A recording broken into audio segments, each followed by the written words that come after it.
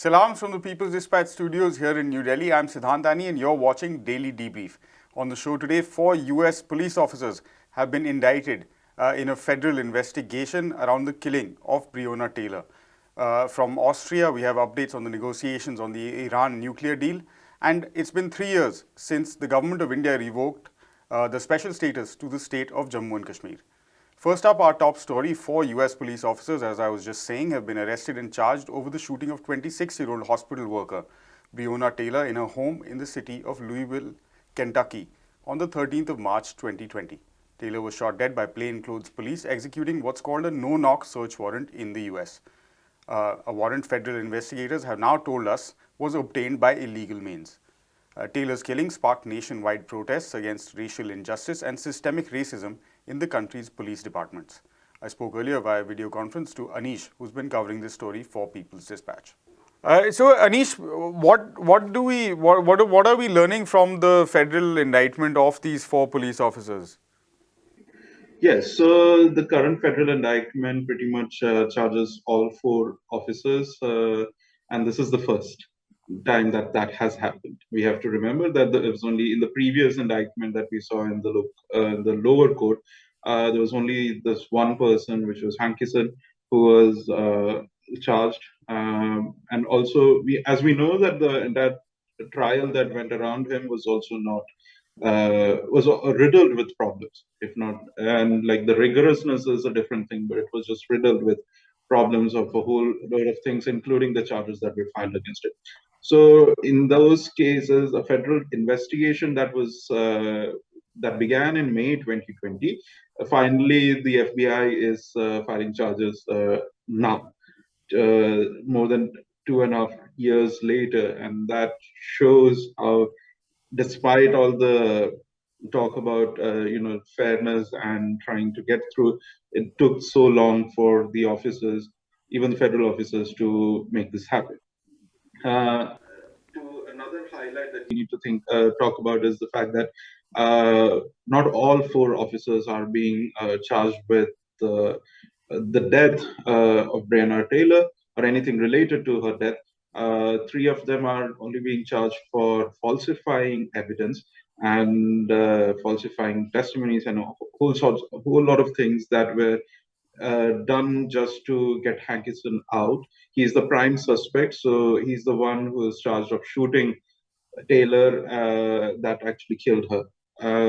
And in this case, we have had issues even in the lower court indictment when there were anonymous uh, testimonies, if not testimonies, but statements made from one of the jurors who actually pointed out that the police had covered up. So there were a whole host of things that are being taken into account, and this will be a significant uh, factor in the upcoming case. Hankison himself is being charged with the deprivation of civil rights of Breonna Taylor for shooting her in the manner in which she was shot and the circumstances that led to it. All right. And what sort of reactions have we seen, Anish, to this case, and what kind of impact do you think it'll have on the wider movement against racial injustice and on things like the Black Lives Matters movement? Yes, so the family has already pointed out, which is that it is way overdue, that this indictment is something that should have happened much earlier, and that itself shows how glacial the process has been. And because Breonna Taylor's case received such nationwide attention in the post George Floyd era, there is an indictment of this sort. We have to remember that more than 90% or almost all cases uh, go without indictment. All cases of police shootings or police violence go without any sort of indictment to begin with, let alone be convicted. And that is also a much smaller percentage of the cases that actually go through the system. So in this case, they had to actually file charges against these officers, primarily because of the popular movement that went around her case, but also the movement calling for police reforms, major police reforms, and even abolition of police that we have seen in certain parts of the country. In her case, we have to remember that the no-knock warrant actually, there are even claims that it might have been falsified, let alone whether or not it was, you know, uh, it went through a proper process itself, and how the police conducted that raid to begin with. So, and we have to remember that she wasn't even the target of the raid, Target. right? She Yeah. was somebody who lived in the vicinity of the uh, other person who was being pursued by the police. So in this case, the police excesses, definitely, it's not just the police excesses, but the system in which that allows these police excesses came to light. And this is definitely what the indictment is also going to go through. It is not necessarily going to go through whether or not they're guilty. Obviously, that is a different question altogether of murder, but they are going to go through how the police use the system to undermine legal processes that could have allowed for a fair trial, that could have allowed for justice for Breonna Taylor and her partner and her family, who were also charged. We have to remember her partner was falsely charged for endangering a police officer during the raid, for trying to defend his home. So this is another set of reasons why this case will become important. The movement that has gone around, not just Breonna Taylor or George Floyd, but several other cases, and continues to go on, will definitely be there. Obviously, we are not seeing as many protests as we did in 2020, but that doesn't mean that the anger and the outrage that has always existed has gone away. People are still watching these cases very closely, and that's why we see such national and international coverage for these things. So definitely, there will be public scrutiny of how this indictment sees itself through, and we have to wait and watch how it is going to give any semblance of justice to the case itself. Right. Thanks very much, Anish. In an important development, a fresh round of negotiations began on Thursday at a luxury hotel in Vienna, the Austrian capital, in the hope of reaching the finish line of an agreement on the Joint Comprehensive Plan of Action. That's the nuclear deal first signed by Iran and world powers back in 2015. The latest round of talks is the first since a breakdown in March this year, after the US refused to budge on external preconditions that Iran needed to fulfill. This last-ditch effort to salvage the agreement is being brokered by the EU, whose foreign policy chief, Joseph Borrell, proposed a compromise framework last month, leading to the resumption of some kind of negotiations.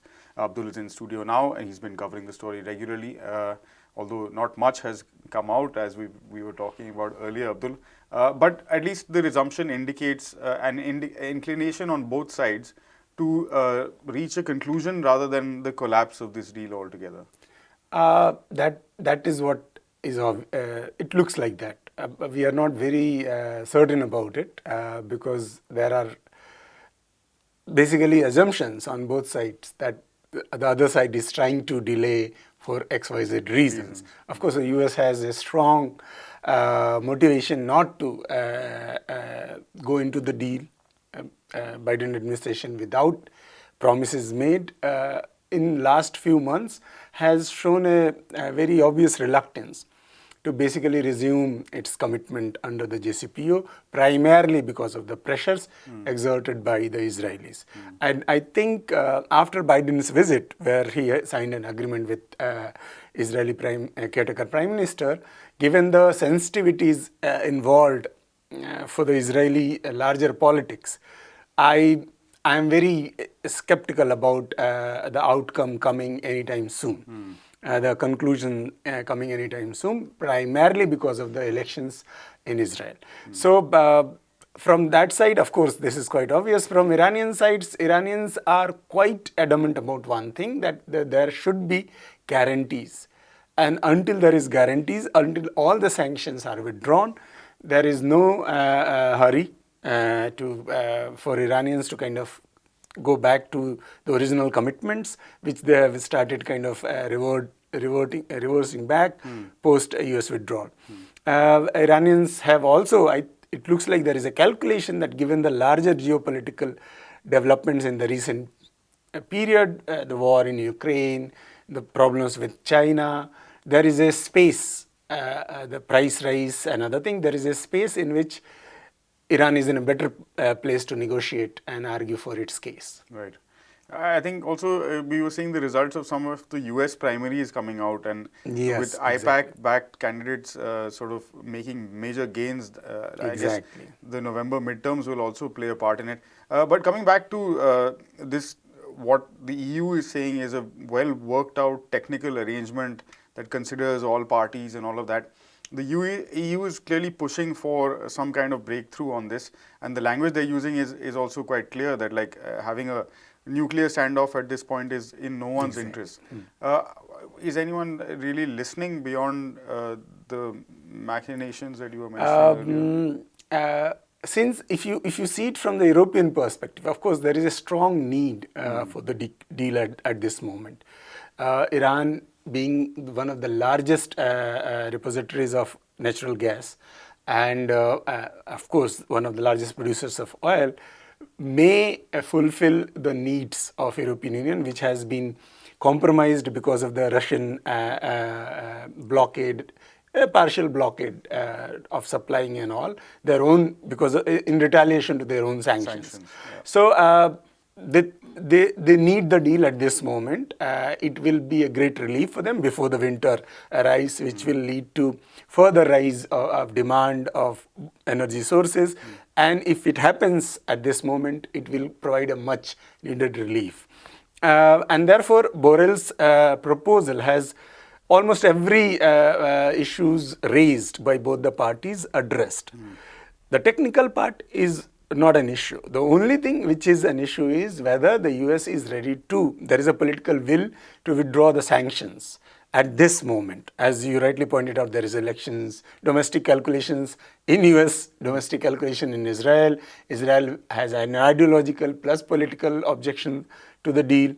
So in that particular context, whether there will be any consideration related to what Europeans need at this moment, I think that is a difficult situation at this moment. Exactly. So US, I don't think US is very considerate to what Europeans need at this moment. At this point. All right. Thanks for that update for whatever it's worth at this point. And keep tracking that for us, Abdul. Thank you. And finally, on a day like today, 3 years ago, the Narendra Modi-led BJP government in New Delhi decided to read down Article 370 of the Constitution of India that gave the state of Jammu and Kashmir special status within the Union of India, including a particular degree of autonomy regarding its internal administration. This was followed up by the Jammu and Kashmir Reorganization Act, which divided the former state into two union territories, that of Jammu and Kashmir and Ladakh. These are governed by the center now. Pragya from NewsClick joins us in studio to talk more about the anniversary, of course, and the impact that it has had on the society, economics and politics of the state. Pragya, 3 years since the article was read down, what sort of impact has this major constitutional change had on the state or the region? Right, Siddhant. So, we have to look at the events of 2019, 5th August in the context of why the special provisions actually existed. It was because a newly independent India wanted, a multicultural India wanted to give Muslim majority, the only Muslim majority state, a sort of feeling of comfort that they would be getting some kind of special privileges and within multicultural India. So progressively over the years, these they had a separate constitution, etc. But progressively over the years, whatever advantages or whatever benefits they had were withdrawn. And in 2019, when the government took away the special status altogether, it was like, taking away the fig leaf. It felt like an insult to the people of Kashmir. Now, at present, there is a culture of extreme clampdown over political activities in the state. There is also a clampdown on the media.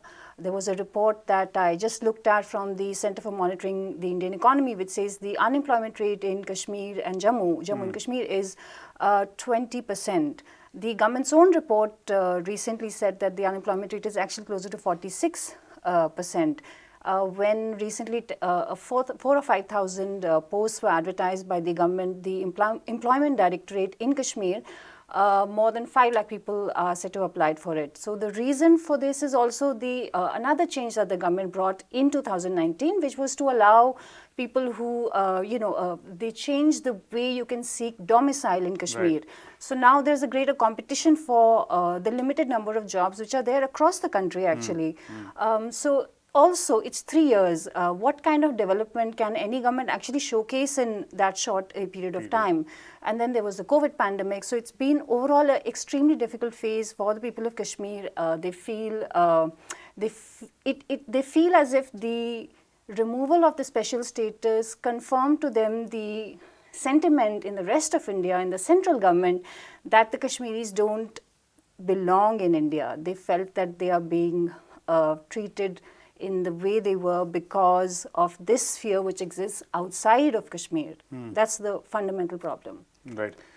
There's also a process going on to do with delimitation of constituencies, which is highly controversial and has generated a great amount of debate. Elections have not yet been announced for Kashmir. Tell us a little bit about those two aspects. Right, Siddhant. So when the special status was withdrawn, Kashmir did not have an elected assembly in place. So that was the condition then, and that remains the position right now. The government promised that there would be an election and that democratic rights would be restored, etc. And the first thing they did in that process was delimitation, which is to redraw the constituencies, redraw the map, to define which set of people would vote where and how. Now, this process is supposed to happen for all of India in 2026. It was brought forward for Kashmir. So that became one point of contention that, why are we being singled out? Secondly, the way the delimitation has been done, the people of Kashmir and Jammu actually have said that, look, we are not just monoliths, religious monoliths, where Hindus and Muslims, etc. But there is a great amount of diversity, which is linguistic, which is regional, and of religion in the valley. But they feel that the constituencies have been redrawn to reflect the religious sentiments which perhaps the ruling party at the center espouses. So the number of seats which Kashmir has have gone down, although the population of Kashmir is higher. And the number of seats that Jammu, which is the Hindu majority area, have gone up, though the population there is lower. This is also not the way in which constituencies are defined generally in India. You use population as the basis to decide how many people get to vote where. In Kashmir, each constituency accounts for 1.4 lakh people. In Jammu, it's now 1.2 lakhs. So there is also this discrepancy. The root cause of actually some of the discontent over this is that one, a lot of political leaders are still under house arrest. So the fact that they are not participating in the political process while a very major decision is being made, which changes how people will vote, is actually a problem. And secondly, Kashmir doesn't want to be seen as a monolith of Muslims who, it again feeds into the fears and anxieties of the people. The third reason is that the reorganization of Jammu and Kashmir from a state to two union territories was done under the Reorganization of Kashmir, Jammu and Kashmir Act. Now that act itself is being challenged in the Parliament, in the Supreme Court. So the revocation of the special status itself is being challenged, right? There are at least 23 petitions which are waiting to be heard, and the Supreme Court has said it will do that after the summer break. But there's no really movement over there. So people are upset that when the basic norm is being questioned, then how are you implementing laws on the basis of that? All right, thank you very much for that, Pragya. And of course, you can get detailed coverage of our reportage from Kashmir and from other parts of India and the rest of the world on our website, peoplesdispatch.org. That's a wrap for this episode of Daily Debrief from Pragya, myself, and the entire team. Thank you very much for watching. We'll be back again tomorrow. Until then, stay safe. Goodbye.